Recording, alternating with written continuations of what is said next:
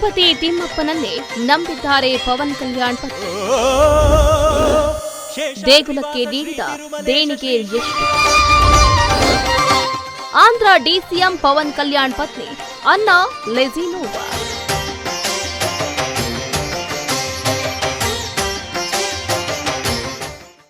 ಹೌದು, Telugu super star Andhra ಪ್ರದೇಶದ DCM Pavan Kalyan ಅವರ ಕಿರಿಯ ಪುತ್ರ ಮಾರ್ಕ್ ಶಂಕರ್ ಪವಾನೋವಿಚ್ ಬೆಂಕಿ ಅವಘಡದಲ್ಲಿ ಗಾಯಗೊಂಡಿದ್ದ. 8 ವರ್ಷದ ಮಾರ್ಕ್ ಶಂಕರ್ ಸಿಂಗಾಪುರದಲ್ಲಿ ವ್ಯಾಸಂಗ ಮಾಡ್ತಾ ಇದ್ದು ಶಾಲೆಗೆ ಬೆಂಕಿ ತಗುಲಿ ಈ ದುರಂತ ಸಂಭವಿಸಿತ್ತು. ಸದ್ಯ ಮಗನನ್ನ ನೋಡೋದಕ್ಕೆ ಪವನ್ ಕಲ್ಯಾಣ್ ಈ ಹಿಂದೆ ಸಿಂಗಾಪುರಕ್ಕೂ ಕೂಡ ತೆರಳಿದ್ರು. ನಟ ಪವನ್ ಕಲ್ಯಾಣ್ ಅನ್ನಾ ಕೊನಿಡೇಲಾ ದಂಪತಿಯ 8 ವರ್ಷದ ಪುತ್ರ ಮಾರ್ಕ್ ಶಂಕರ್ ಸಿಂಗಾಪುರದಲ್ಲಿ ನಡೆದ ಬೆಂಕಿ ಅವಘಡದಲ್ಲಿ ನಿಜಕ್ಕೂ ಕೂಡ ಬಹಳ ಗಂಭೀರವಾಗಿ ಗಾಯಗೊಂಡಿದ್ರು ಅನ್ನುವ ಸುದ್ದಿ ಎಲ್ಲರಲ್ಲೂ ಕೂಡ ಒಂದು ರೀತಿಯ ಸಂಚಲನವನ್ನ ಮೂಡಿಸಿತ್ತು. ಸದ್ಯ ಈಗ ಅವರು ಚೇತರಿಸಿಕೊಳ್ತಿದ್ದಾರೆ. ಹೀಗಾಗಿ ಮಗನ ಆರೋಗ್ಯ ಸುಧಾರಣೆಗಾಗಿ ಹರಕೆ ಹೊತ್ತಿದ್ದ ಅನ್ನಾ ಕೊನಿಡೇಲಾ ತಿರುಪತಿ ದೇಗುಲಕ್ಕೆ ಭೇಟಿ ನೀಡಿ ಮುಡಿಯನ್ನ ಕೊಟ್ಟಿದ್ದಾರೆ. ಟಿಟಿಡಿ ನಿಯಮಗಳ ಪ್ರಕಾರ ಇತರ ಧರ್ಮದ ಜನರು ತಿರುಮಲ ವೆಂಕಣ್ಣನ ದರ್ಶನಕ್ಕೆ ಬಂದ್ರೆ ಅವರು ಶ್ರೀವಾರಿಯಲ್ಲಿ ನಂಬಿಕೆ ಇಟ್ಟಿರೋದಾಗಿ ತಿರುಮಲ ತಿರುಪತಿ ದೇವಸ್ಥಾನಕ್ಕೆ ಘೋಷಣೆ ಮಾಡಬೇಕು. ಹೀಗಾಗಿ ಕ್ರಿಶ್ಚಿಯನ್ ಆಗಿರುವ ಅನ್ನಾ ಕೊನಿಡೇಲಾ ಗಾಯತ್ರಿ ಸದನದಲ್ಲಿ ಘೋಷಣಾ ದಾಖಲೆಗಳಿಗೆ ಸಹಿ ಕೂಡ ಹಾಕಿದ್ರು. ಸಿಂಗಾಪುರದಿಂದ ಬರ್ತಿದ್ದಂತೆ ಪವನ್ ಕಲ್ಯಾಣ್ ಅವರು ಟ್ವೀಟ್ ಅನ್ನು ಕೂಡ ಮಾಡಿದ್ರು. ದೇಶಕ್ಕೆ ಹಿಂತಿರುಗಿದ ನಂತರ ಪವನ್ ಕಲ್ಯಾಣ್ ಸಾಮಾಜಿಕ ಮಾಧ್ಯಮದಲ್ಲಿ ಪ್ರಧಾನಿ ನರೇಂದ್ರ ಮೋದಿ, ಪ್ರಧಾನಿ ಕಚೇರಿ ಮತ್ತು ಸಿಂಗಾಪುರದಲ್ಲಿರುವ ಭಾರತೀಯ ಹೈಕಮಿಷನ್ಗೆ ಕಷ್ಟದ ಸಮಯದಲ್ಲಿ ನೀಡಿದ ಬೆಂಬಲಕ್ಕೆ ಧನ್ಯವಾದವನ್ನ ಅರ್ಪಿಸಿದ್ರು. ಪ್ರಧಾನಿ ಮೋದಿಗೆ ಧನ್ಯವಾದ ಅಂದ್ರು ಪವನ್ ಅವರು.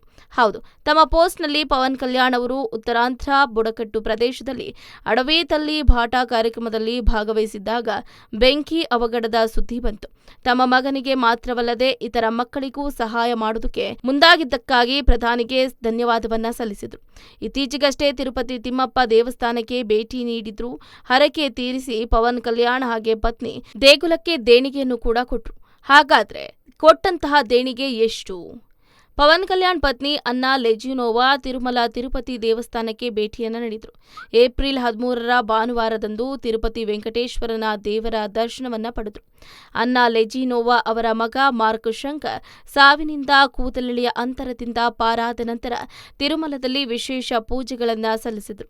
ತನ್ನ ಧರ್ಮ ಮತ್ತು ಜಾತಿಯನ್ನ ಬದಿಗಿಟ್ಟು ತನ್ನ ಮಗನ ಜೀವನವನ್ನ ಉಳಿಸೋದಕ್ಕೆ ತಿಮ್ಮಪ್ಪನ ಮೊರೆ ಹೋದ್ರು. ಹಿಂದೂ ಧರ್ಮವನ್ನ ಅನುಸರಿಸಿದ್ರು. ಶ್ರೀವಾರಿಯ ಆರತಿ ಮತ್ತು ಸುಪ್ರಭಾತ ಸೇವೆಯಲ್ಲಿ ಭಾಗವಹಿಸಿದ್ರು. ಅಷ್ಟೇ ಅಲ್ಲದೆ ತಿರುಮಲಕ್ಕೆ ಭೇಟಿ ನೀಡುವ ಭಕ್ತರಿಗೆ ಅವರು ದೊಡ್ಡ ಅನ್ನದಾನವನ್ನು ಕೂಡ ಮಾಡಿಸಿದ್ರು. ಪವನ್ ಕಲ್ಯಾಣ್ ಅನ್ನಾ ಲೆಜಿನೋವಾ ಅವರ ಪುತ್ರ ಮಾರ್ಕ್ ಶಂಕರ್ ಹೆಸರಿಗೆ ಲಕ್ಷಗಟ್ಟಲೆ ದೇಣಿಗೆಯನ್ನ ನೀಡಿದ್ರು. ಬರೋಬ್ಬರಿ 45 ಲಕ್ಷ ರೂಪಾಯಿಗಳನ್ನ ದೇಣಿಗೆಯಾಗಿ ನೀಡಿದ್ದಾರೆ. ಹೌದು, ಭಕ್ತರಿಗೆ ಅನ್ನ ಸಂತರ್ಪಣೆ ಮಾಡಲಾಗಿದೆ. ಮತ್ತೊಂದು ಕಡೆ ಉಪಮುಖ್ಯಮಂತ್ರಿ ಪವನ್ ಕಲ್ಯಾಣ್ ತಿರುಮಲ ಅನ್ನ ಪ್ರಸಾದಕ್ಕಾಗಿ ಮಾರ್ಕ್ ಶಂಕರ್ ಹೆಸರಲ್ಲಿ 17 ಲಕ್ಷ ರೂಪಾಯಿ ದೇಣಿಗೆಯನ್ನ ಕೊಟ್ಟರು. ಪವನ್ ಕಲ್ಯಾಣ್ ಅವರಿಂದ ತಿರುಮಲಕ್ಕೆ 62 ಲಕ್ಷ ರೂಪಾಯಿಗಳು ಬಂದಿದೆ. ಮಾರ್ಕ್ ಶಂಕರ್ ಅವರ ಆರೋಗ್ಯ ಸ್ಥಿರವಾಗಿದ್ದು ಏಪ್ರಿಲ್ 8ರಂದು ನಡೆದ ಬೆಂಕಿ ಅವಘಡದಲ್ಲಿ ಮಾರ್ಕ್ ಶಂಕರ್ ಗಾಯಗೊಂಡಿದ್ರು. ಕಾಲುಗಳು ಮತ್ತು ತೋಳುಗಳು ಸುಟ್ಟು ಹೋಗಿದ್ವು. ಅಲ್ಲದೆ ಕಟ್ಟಡದಲ್ಲಿ ದಟ್ಟ ಹೊಗೆ ತುಂಬಿದ್ರಿಂದ ಉಸಿರಾಡುವುದಕ್ಕೂ ಕೂಡ ತೊಂದರೆಯಾಯಿತು. ಅವನ ಶ್ವಾಸಕೋಶಗಳು ಉಸಿರುಗಟ್ಟಿಸಿದ್ವು. ತಕ್ಷಣ ಸಿಂಗಾಪುರದ ಆಸ್ಪತ್ರೆಗೆ ದಾಖಲಿಸಲಾಯಿತು. ಉತ್ತಮ ಚಿಕಿತ್ಸೆ ಕೂಡ ನೀಡಲಾಯಿತು. ದೇಶಕ್ಕೆ ಹಿಂತಿರುಗಿದ ನಂತರ ಪವನ್ ಕಲ್ಯಾಣ್ ಸಾಮಾಜಿಕ ಮಾಧ್ಯಮದಲ್ಲಿ ಮೋದಿ ಸೇರಿದಂತೆ ಎಲ್ರಿಗೂ ಕೂಡ ಸಿಂಗಾಪುರದಲ್ಲಿರುವ ಭಾರತೀಯ ಹೈಕಮಿಷನ್ಗೂ ಕೂಡ ಆ ಸಮಯದಲ್ಲಿ ಬೆಂಬಲ ನೀಡಿದ್ದಕ್ಕೆ ಧನ್ಯವಾದವನ್ನ ಅರ್ಪಿಸಿದ್ರು. ಬಿಕ್ಕಟ್ಟಿನ ಸಂದರ್ಭದಲ್ಲಿ ತಮ್ಮ ಕುಟುಂಬಕ್ಕೆ ಸ್ವಾಂತ್ವನ ಮತ್ತು ಬಲ ನೀಡಿದ ಭಾರತೀಯ ಮತ್ತು ಸಿಂಗಾಪುರ ಅಧಿಕಾರಿಗಳಿಗೂ ಕೂಡ ಧನ್ಯವಾದವನ್ನ ತಿಳಿಸಿದ್ರು. ಅತ್ಯಂತ ಭಾವನಾತ್ಮಕ ಸಮಯದಲ್ಲಿ ಬೆಂಬಲ ನೀಡಿದ್ದಕ್ಕಾಗಿ ಪ್ರಧಾನಿಗೆ ಪ್ರಾಮಾಣಿಕ ಧನ್ಯವಾದಗಳನ್ನು ವ್ಯಕ್ತಪಡಿಸಿದರು. ಪವನ್ ಕಲ್ಯಾಣ್ ಮತ್ತು ಅನ್ನಾ ಲೆಜಿನೋವಾ ಅವರು ಮಾರ್ಕ್ ಶಂಕರ್ ಅವರೊಂದಿಗೆ ಹೈದರಾಬಾದ್ಗೆ ಮರಳಿದ್ದು ಅಭಿಮಾನಿಗಳಿಗೂ ಕೂಡ ಸಮಾಧಾನವನ್ನ ತಂದಿದೆ. ಸಿಂಗಾಪುರ ಅಧಿಕಾರಿಗಳು ಬೆಂಕಿಯ ಘಟನೆ ಬಗ್ಗೆ ತನಿಖೆಯನ್ನ ನಡೆಸಿದ್ರು. ಪವನ್ ಕಲ್ಯಾಣ್ ಅವರ ಕುಟುಂಬವು ಸಾಮಾನ್ಯವಾಗಿ ತಮ್ಮ ವೈಯಕ್ತಿಕ ಜೀವನವನ್ನ ಖಾಸಗಿಯಾಗಿ ಇಡುತ್ತೆ. ಆದರೆ ಈ ಘಟನೆ ಮಾರ್ಕ್ ಶಂಕರ್ನನ್ನ ಸುದ್ದಿಯಲ್ಲಿ ಇರಿಸಿದೆ. ಹೆಚ್ಚಿನ ಸುದ್ದಿಗಳಿಗಾಗಿ ನಮ್ಮ ಚಾನೆಲ್ನ ಸಬ್ಸ್ಕ್ರೈಬ್ ಮಾಡಿ.